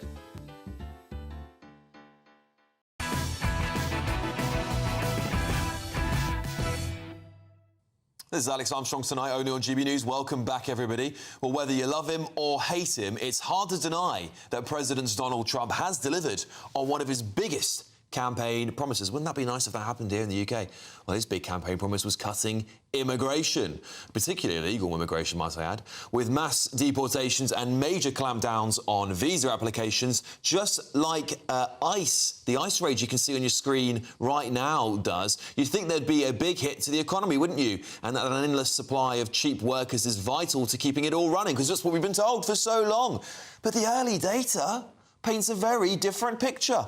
With fewer people competing for housing, rents in many areas have begun to fall, and in the labour market, wages are rising, driven by a tighter workforce and employers having to pay more to attract those staff members too. So on the surface, at least, it looks like a win-win. Cheaper housing and higher pay. So the question here is, should the UK copy this American model if it's delivering lower rents and rising wages? Should we be taking a leaf out of their book? And I'm joined by the man who wrote this brilliant report in The Telegraph, Matthew Lynn. Matthew, thank you so much for joining me on the show this evening. It's quite an incredible thing to see this report, because, of course, we have said, and I've said this many, many times, actually, this looks to me very much like if we were to reduce the amount of people coming into the country or have some sort of mass deportations plan for those we don't want here or have come here illegally, that it would free up the housing market. It would increase the workers' wages. What do you make of it all? Yeah, I mean, I thought it was really interesting. I mean, we have lots of discussions in the UK, and I'm sure you've sat in on lots of them and asked people lots of the questions and had lots of the experts coming in and saying, well, look, we can debate immigration, we can talk about integration and stuff like that, but they'll always say we need it for the economy. That we need people to do the jobs, we need the tax revenues, we need it for demographic reasons, and that's been the kind of conventional wisdom. And obviously Donald Trump came in, he promised to slash immigration, he's delivered on that pretty much, according to government figures. I mean, you alluded to them, it's about 500,000 deportations. They're expecting probably about 2 million voluntarily, but minus 2.5 million. I think the American Enterprise Institute, a very neutral think tank, they're estimating somewhere in net immigration in the United States this year. We'll get the final figure in a few months, but they look like around minus 100,000 at the bottom of the range to plus 500,000. But by US standards, these are very, very low numbers. He's delivered a big clampdown on immigration. So I thought, well, let's have a look and see what's happening to the economy. The conventional wisdom says the American economy should be in a terrible state. No one to do the jobs, no tax revenues. Actually, it doesn't turn out like that. It turns out pretty well. The economy is growing quite strongly. The stock market is hitting record highs. And it's interesting that things like rents are falling. Those figures came out in the last few days in most major cities. It doesn't actually, it's not rocket science. You've got fewer people. There's less demand for rents. And it's interesting, and wages are still rising. Companies are investing more in automation. So there are some problems. There are some industries like construction. I think we all know that construction building sites, it's quite lightly documented. You can get a job at a building site without the right papers. They're having some problems. But on the whole, the US economy is adjusting really pretty well, and the average American worker is doing better. So there you have it. We have some real world evidence. A big country is trying clamping down on immigration, and we can look at the results. How much of that data can we attribute to the deportations? How much of it can we attribute to Donald Trump's success as a businessman? Because he has drummed up a lot of investment, and he's talking billions and billions and billions of dollars from the Saudis. So how much can we attribute that to the success of the deportations? I mean, I believe this because I believe it is just basic economics, when you supply and demand level economics, which I think should be just basic for most people. However, how much of it can we attribute to this data? It depends what you look at. Obviously, look, the US is a huge economy, and it's important to look at the evidence and try and be realistic about it, not to exaggerate from whatever your prior prejudices are. So there's a ton of stuff going on in any particular year. There's a ton of stuff going on in the American economy, but we can certainly look at things like real wages, which are very strongly influenced, particularly as you kind of go down the skill levels, when you get to sort of less skilled jobs where there's more competition from immigrants. We're seeing, decent, not spectacular. Let's not try and exaggerate it. We're talking about 4% a year or so, roughly, for real wage growth in the US. It's not like you're suddenly getting huge bonuses, but real wages are going up. I think it's interesting that stuff like rents are going down.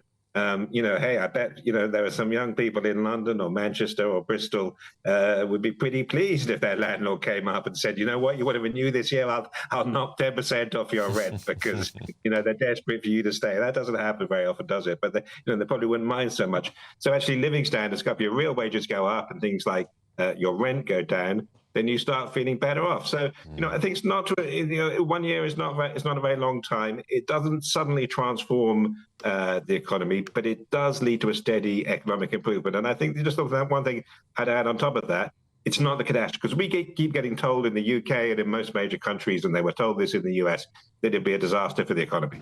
That it would be very damaging to the economy to stop the flow of immigration. And actually, we have some real-world evidence in the world's biggest economy that suggests that's not true. It actually leads to a significant improvement in the economy. Well, there we have it. Thank you so much for joining me, columnist at The Telegraph, Matthew Lynn. Brilliant stuff there. Matthew Laza in the room with me. I'll throw this straight over to you. This is quite damning if this data does turn out to constantly indicate actually there is better wages, lower rents for people, and it would really throw into question the left's narrative on this for so long, and the globalist narrative on this. Even the Tories and other parties have done the same. Liberal Democrats. It's really quite an establishment thing thing, that actually more people means better wages. Well, actually, it seems like this may be the opposite. Well, I wouldn't say it's the left's narrative, because this Labour government came in, was quite clear in the manifesto that it wanted to bring immigration down, which actually it has done in terms of legal migration, small boats crisis notwithstanding. And one of those reasons is the pressure on public services and the fact that, actually, to go back to our earlier debate about Zach Polanski, we can't keep expecting other people to do difficult jobs for us. I would say, though, I like Matthew Lynn's analysis in general. It's a little bit selective, this, because US unemployment went up last week, inflation went up. There are, there are issues in the States with the economy. It's not all bread and roses over the Atlantic. But clearly, you cannot have, you're going to have pressure on rents, you're going to have pressure on public services unless you have migration. Not at zero, but controlled, which is what the aim, I hope, of this Labour government is. It's at the moment doing OK in getting legal migration down. That needs to continue, and we need to up wages for British people doing vital jobs. All right, look, coming up next, the front pages have just dropped. The Sunday Mail says this: Dad's plea to Meghan, see me one time before I die. And in the Sunday Express, fury over terrorists who can't be booted out of Britain. Damning stuff. We'll get to that next. This is Alex Armstrong Tonight, only on GB News. Can't wait to get in that sea. Lovely and warm. Just like the feeling of having great travel insurance. All Clear Travel Insurance sponsors GB News travel destinations forecast. Storm Byron is bringing further heavy, thundery rain to eastern parts of the Mediterranean through the next few days. There's also a bit of rain pushing into parts of Portugal, western Spain. A few outbreaks of rain across the southern parts of Italy tomorrow and affecting Sicily as well. Meanwhile, it's in the east of the Mediterranean where we're seeing Storm Byron bringing heavy, thundery downpours. Those rainfall totals continuing to build up for a little while yet, so some disruption is likely. All Clear Travel Insurance sponsors GB News travel destinations forecast. Good evening and welcome to your latest GB News weather update from the Met Office.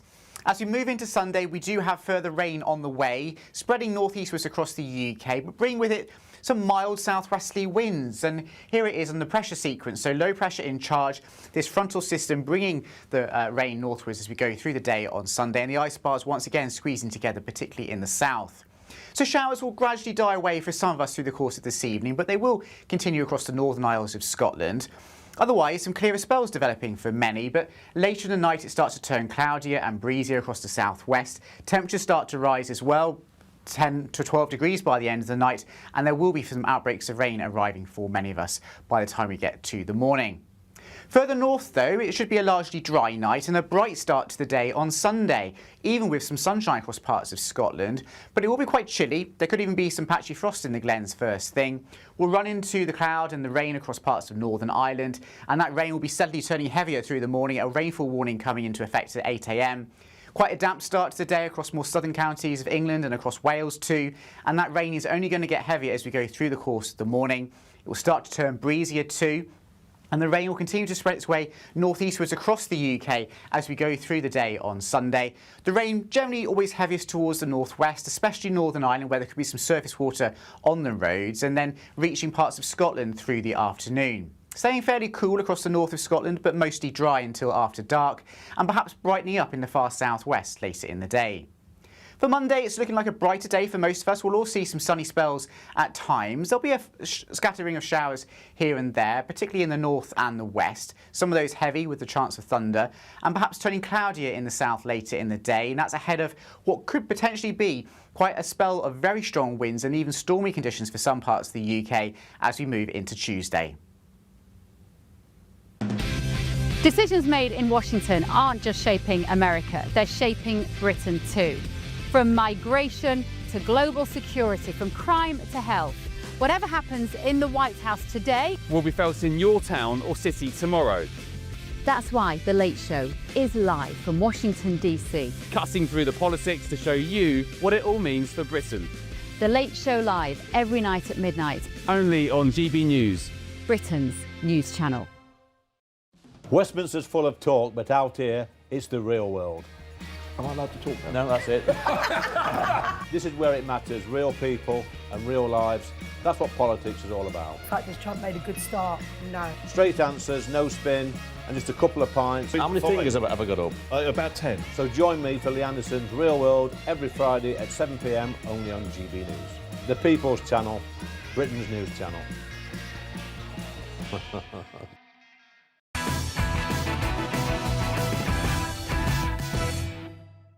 Welcome back, everybody. Well, I've got your front pages hot off the press. Let's go through them together. The Sunday Times.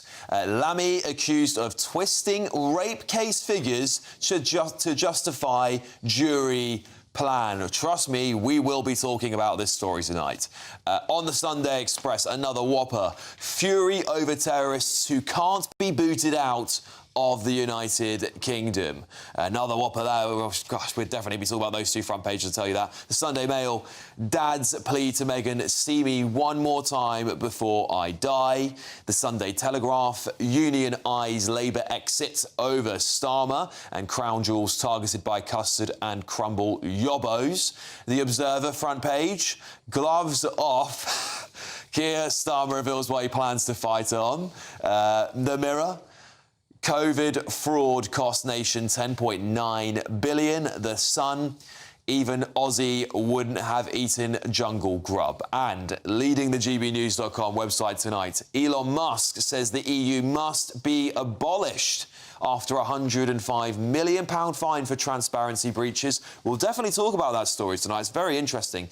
And they're also saying Nigel Farage could fall on double-edged sword as reform risks becoming party of washed-up Tories. Well, of course, I've got my panel joining me here, Peter Blexley, Lara Brown and Matthew Larzer, to run through these front pages. Look, I do want to talk about this David Lammy story because it's the guy, every week he's in the news for something, and I think this one could be the final, hopefully final story we hear about him. Sunday Express, though, quite a shocker. Fury over terrorists who can't be booted out of the UK. Peter, I'll just read a little bit of the audience here.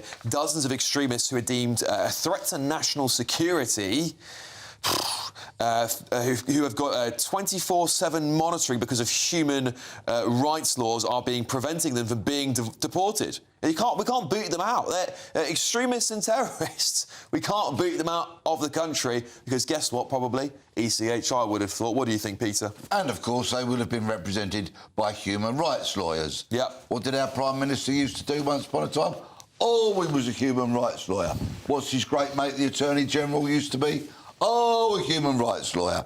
And so it goes.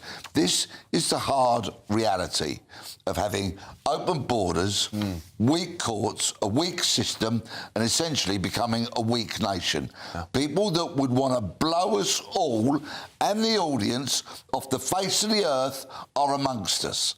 It is absolutely scandalous. And sometimes I really miss my warrant card. Oh, I bet you do. I bet you do. Matthew, look, I appreciate that Labour is doing its best to crack down on foreign criminals and has made strong indications that it wants to deport them. But again, they're facing the same issue the Conservative Party found out while they were in government, that you can't get rid of them because the human rights lawyers, as Peter said, people like the current Prime Minister, they're stopping the deportation of these violent extremists or dangerous extremists even in our country, which just would be intolerable to the average British person. Well, look, I think this is a situation where the British interpretation of the ECHR ends up being ridiculous. I think there are countries... Well, one thing we forget about the ECHR is almost all cases never make it to Strasbourg, where the court sits now. Yeah. In fact, before we put it into British law, everybody could blame the Strasbourg court because the cases ended up there. Often, actually, they find in favour... When the few that do get there, they often find in favour of the British government. What happens is that the UK courts, stuffed, one might argue, with Liberal judges now, with the change in tenure of judges over the last few decades, overinterpret and gold plate, to use the jargon, the rules. Because look, I'm glad that these people are under 24/7 surveillance, but Peter will know a lot better than we do just how much resources and how unsustainable that must be. So I think this is very worrying. We've seen Shabana Mahmood, the Home Secretary, take a much tougher approach than Yvette Cooper, who was the Home Secretary before. I suspect she will be as outraged as anybody else reading. She'll obviously know about it, but I bet you that her words were unrepeatable when she was briefed on it. Yeah, Lara, what do you make of this situation? Because I can imagine people at home must be going, I cannot believe this. I mean, we've heard time and time again from successive governments that this is an issue. We do know it's an issue, yet nobody actually seems to do anything. Why? There is nothing more painful than being a British taxpayer. Yeah. Because we have now reached a situation where you are paying half your salary every month so that we can put police on 24/7 supervision of somebody we know has done an act of terrorism in the past because of this absurd convention. And you're completely right, the absurd interpretation of this convention in British law, meaning that we cannot deport these people. It's time that we leave. Labour know that. Shabana's basically accepted that fact. Let's just have a country that we have control of. And I trust thousands of years of common law. My worry if we left is that what we would have to have some form of British codified of rights, and that would be interpreted equally. I mean, that's the danger. Yeah, why do we need we had human rights in 1997. I think that was... No one's saying there were no human rights then. Before 97, well, we have because we were in the ECHR since the 50s, and so. But as you just pointed out, it wasn't in domestic law at that point. No, but we are responsible for it. I think the question is for the legal system is why over-interpretation on across a whole host of things where people who are in the ECHR and other European countries do manage, for example. This is a good question. But who is the problem then here? What is the problem? Like, I think this is really important for the audience to understand. Is it the judges? Is it the human rights laws? Is it the ECHR? Where should we be? In a weird way, I actually think it would have been better if it hadn't been put into British law. My party did it, but it had been we were still in it. So lots of valuable cases like gays and lesbians serving in the armed forces, where only that ban was only lifted after a decision in the Strasbourg court. Really serious changes were made, but the cases had to be of such a magnitude, kind of making case law that when they went to Strasbourg. What you're having is on everyday cases, in everyday court cases. Peter, I'm sure, experienced this, where in in cases that judges were saying, "Oh, we can't do this because of human rights law." It wasn't about getting big cases to Strasbourg. And these interpretations of the ECHR are being made in immigration tribunals, for example. Not actually Crown Courts where people are standing trial for criminal offences. So it's the whole nonsense of the situation, that bearing in mind that a government's number one priority is to keep its citizens and its country safe, and they are failing to do that. So if we need to leave the ECHR so that we can therefore gain some control and get very dangerous people who would do us all harm out of this country, together with foreign criminals and the such like, and illegal migrants, get them out. And don't let Strasbourg off. I mean, they've also determined recently that it's, a human rights violation, but it's a human rights violation to burn fossil fuels in Switzerland. They are not doing a series of sensible... The thing is, you can ignore it. So I made a documentary about the human rights. That wasn't a massive ratings winner, I have to say. I wonder why, man. Yeah, in which I met one of the most unpleasant people I met in my TV career, which is the guy who had been convicted either of manslaughter or murder, but anyway, it was a horrible crime. And he was he'd taken Britain to Strasbourg. Strasbourg had ruled that all prisoners should have the vote, or more prisoners should have the vote, and every party in government just ignored it. Yeah, and that's what you can do. Well, they made a small tweak to the rules to try and get around it. But, I mean, what's the point of being members and ignoring it? That seems completely pointless. Yeah, well, listen, we'll continue this conversation throughout the evening because I think it's a very important one. And I think the British public do deserve answers now from governments who have, again, pledged to get on top of this nonsense time and time again. We should, if these foreign nationals who are terrorists, who convicted terrorists and extremists, should be sent on the first plane out of here. Anyway, as you saw on the front page just a moment ago, we'll be talking about that latest bombshell front page here. David Lammy, accused of twisting rape case figures to justify his jury plan. Utterly astounding. That's coming up next.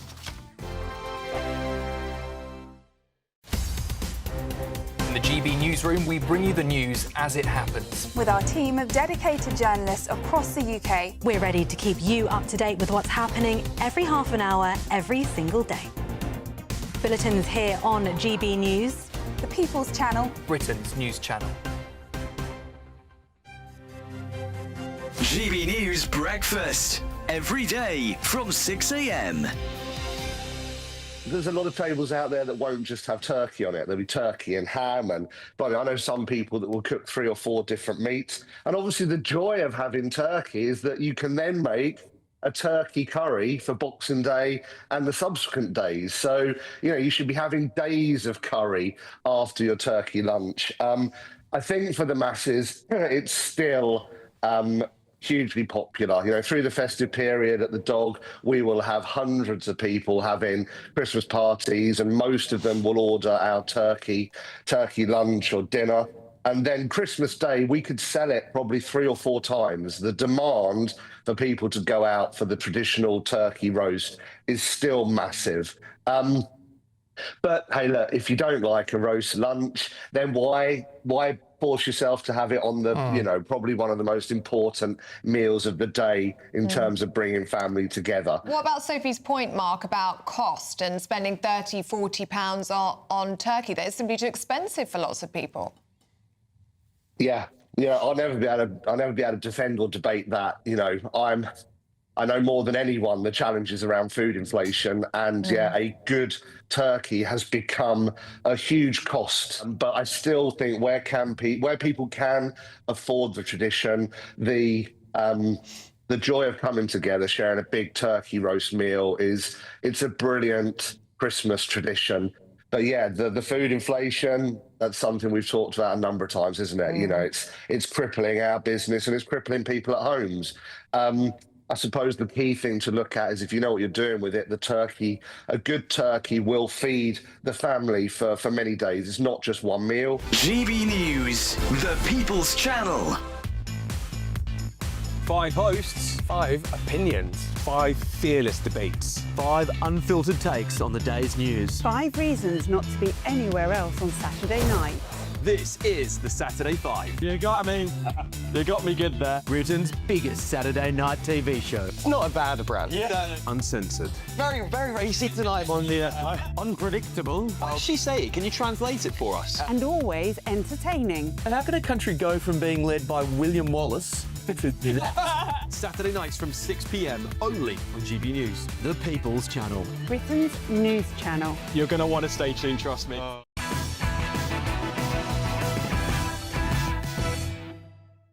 Welcome back, everybody. Let's go to this bombshell story on the front page of the Sunday Times, shall we? Because David Lammy is accused of twisting rape case figures to justify his jury plan. Now, let me just read some of this for you, because, of course, this is leading barristers here describing the Justice Secretary's claims as cynical and inaccurate. And Angela Rayner is set to join rebellion among Labour MPs on this issue. So this is heating up. The Justice Secretary has repeatedly suggested that 60% of victims are pulling out of cases because of delays in the court system. However, the true statistics show the vast majority of rapes reported are abandoned long before a charge is brought due to factors such as policing delays. The number of victims withdrawing post-charge is 8%. I'll just tell you what he told another broadcaster. Lammy has said, if a woman is sadly raped in our country today, she'll likely have her trial come on in 2028, maybe 2029. That's a long time for her to wait. Victims of rape are pulling out. 60% are pulling out of cases, witnesses fall away, and the trauma of waiting is too hard. The figure was circulated to Labour members in a 13-page briefing of key messages they should use to defend the policy, using the phrase, get this, in rape cases, 60% of those who report being raped are now pulling out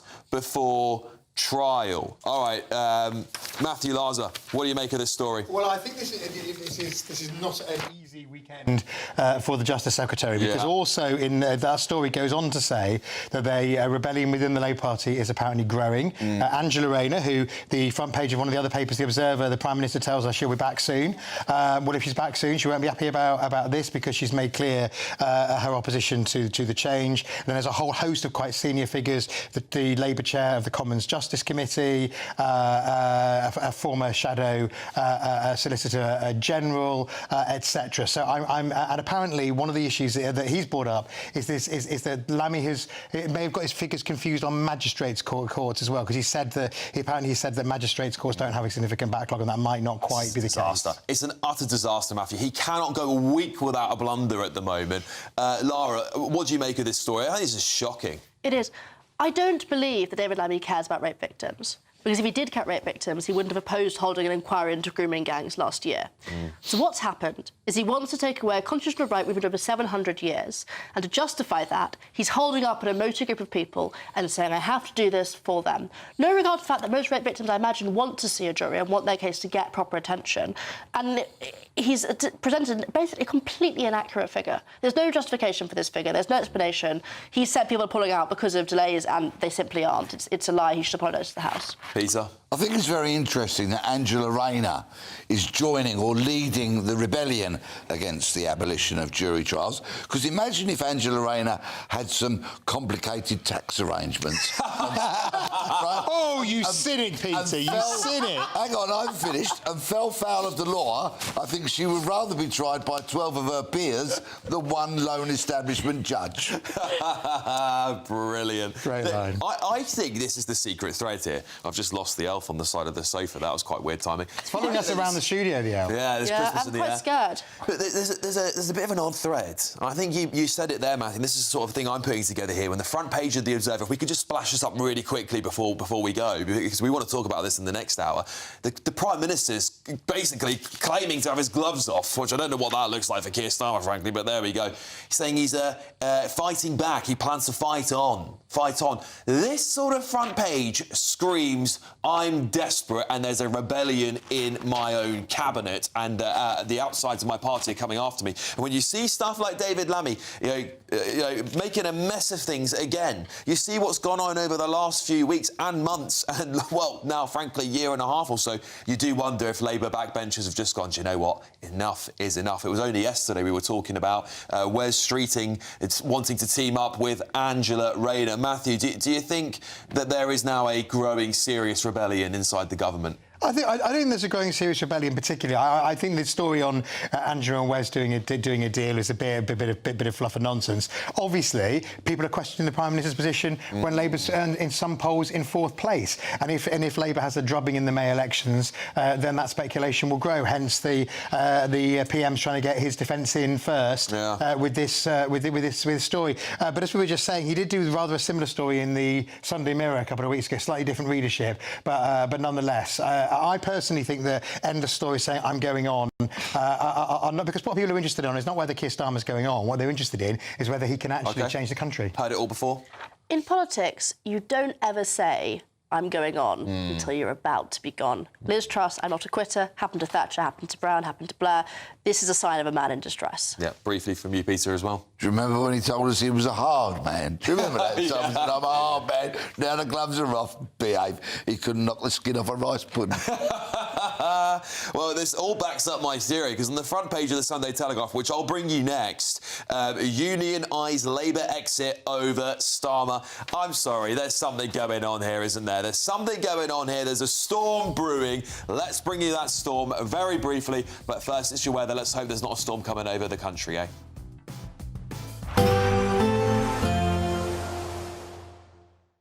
Expect warm spells with the odd rude interruption. Box Boiler sponsors the weather on GB News. Good evening and welcome to your latest GB News weather update from the Met Office. As we move into Sunday, we do have further rain on the way, spreading northeastwards across the UK, but bringing with it some mild southwesterly winds. And here it is on the pressure sequence. So low pressure in charge, this frontal system bringing the rain northwards as we go through the day on Sunday. And the ice bars once again squeezing together, particularly in the south. So showers will gradually die away for some of us through the course of this evening, but they will continue across the Northern Isles of Scotland.